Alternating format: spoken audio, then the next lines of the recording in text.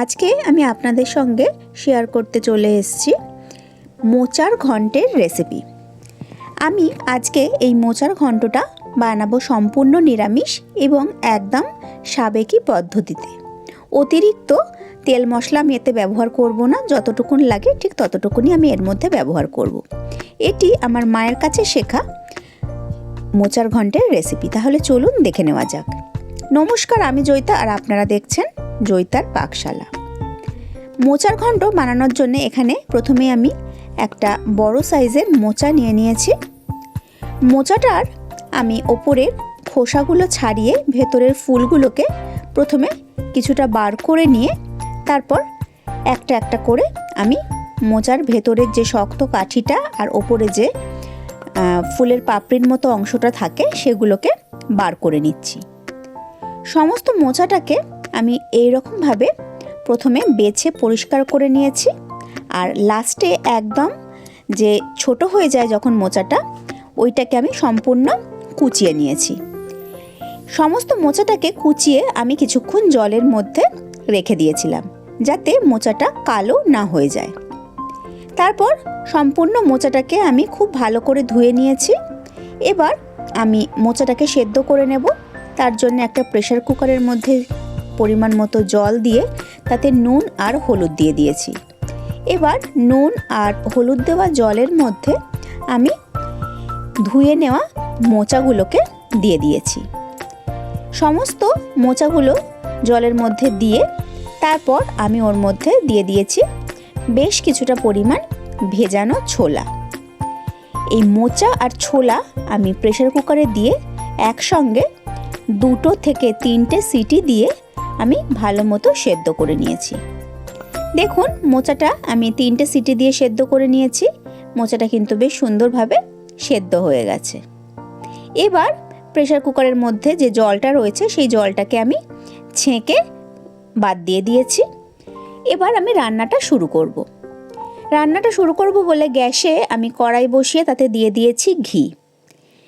এই রকমভাবে নিরামিষ মোচা যদি তেলের বদলে ঘিয়ে রান্না করা হয় তাহলে কিন্তু এর টেস্ট ভীষণই ভালো আসে।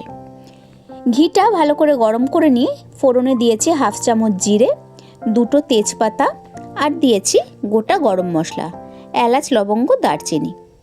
মশলাটাকে 5-7 সেকেন্ড একটু নাড়াচাড়া করে নিয়েছি। তারপর আমি ঘিয়ের মধ্যে দিয়ে দিয়েছি টুকরো করে কেটে রাখা আলু। আমি এখানে বড় সাইজের একটা আলুকে একদম ছোট ছোট টুকরো করে কেটে নিয়েছি। আলুটা আমি এখানে ভালো করে একটু ভেজে নেব। আর আলুটা ভাজার জন্য আমি সামান্য পরিমাণ নুন আর হলুদ দিয়ে আলুটাকে ভেজে নিচ্ছি। গ্যাসের ফ্লেমটাকে লোতে রেখে কিন্তু আমি আলুটা ভেজে নিচ্ছি যাতে আলুটা ভাজতে ভাজতে 50 to 60% মতো সেদ্ধ হয়ে যায়।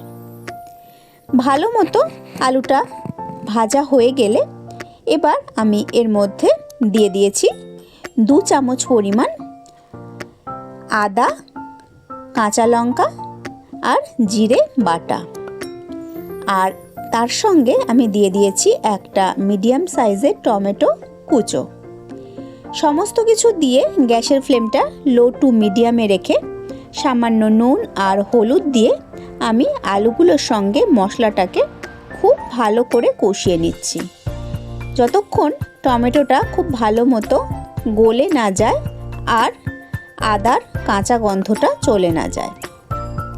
খুব ভালো করে মশলাটা কষিয়ে নিচ্ছি। দরকার পড়লে এখানে সামান্য কিন্তু জল ব্যবহার করেও মশলাটা কষিয়ে নিতে পারেন, তবে আমি একদম যেহেতু লো ফ্লেমে কষিয়েছি সেই জন্য কিন্তু আমি এখানে জলের ব্যবহার করিনি।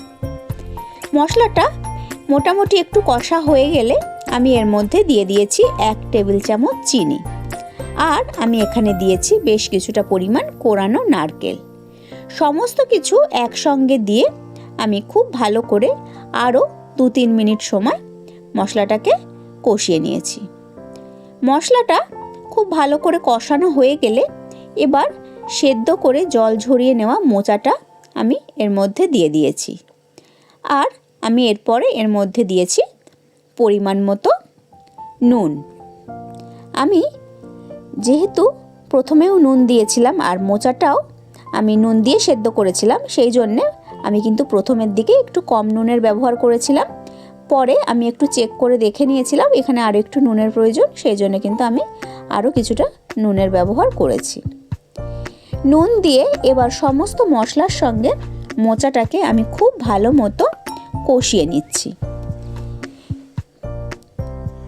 খুব ভালো করে মোচাটাকে মশলার সঙ্গে কষিয়ে নিয়ে এবার আমি গ্যাসের ফ্লেমটাকে লো টু মিডিয়ামে রেখে একটা ঢাকা চাপা দিয়ে দিয়েছিলাম 5 থেকে 6 মিনিটের জন্য, যাতে মোচাটা বেশ সুন্দরভাবে মাখা মাখা মতো হয়ে যায় আর মশলাটার সঙ্গে খুব ভালোভাবে মজে যায়। 5-7 মিনিট পর আমি ঢাকনাটা খুলে নিয়েছি। মোচাটা কিন্তু বেশ সুন্দর একটা মাখা মাখা টেক্সচারে চলে এসছে। আমি আবারও বেশ কিছুক্ষণ সময় হাই ফ্লেমে মোচাটাকে ভালো করে নাড়াচাড়া করে নিচ্ছি। মোচাটা খুব ভালো করে নাড়াচাড়া করে নিয়ে আমাদের মোচা কিন্তু মোটামুটি রেডি হয়ে গেছে। এবার আমি এর ওপরে দিয়ে দিয়েছি ঘি, গরম মশলা আর আরও কিছুটা নারকেল কোড়া। সমস্ত কিছু দিয়ে আবারও খুব ভালো করে আমি মোচাটাকে নাড়িয়ে নিচ্ছি। নাড়িয়ে নিয়ে এবার আমি মোচাটাকে আবারও একবার 10 মিনিটের জন্য ঢাকা চাপা দিয়ে গ্যাসটা অফ করে স্ট্যান্ডিং টাইমে রেখে দিচ্ছি। তারপর গরম গরম এই মোচার ঘন্ট ওপরে কিছুটা নারকেল কোড়া ছড়িয়ে আমি গরম ভাতের সঙ্গে সার্ভ করে দিয়েছি। তাহলে আজকের আমার এই মোচার ঘন্টের রেসিপি আপনাদের কেমন লাগলো অবশ্যই কমেন্ট করে জানাবেন।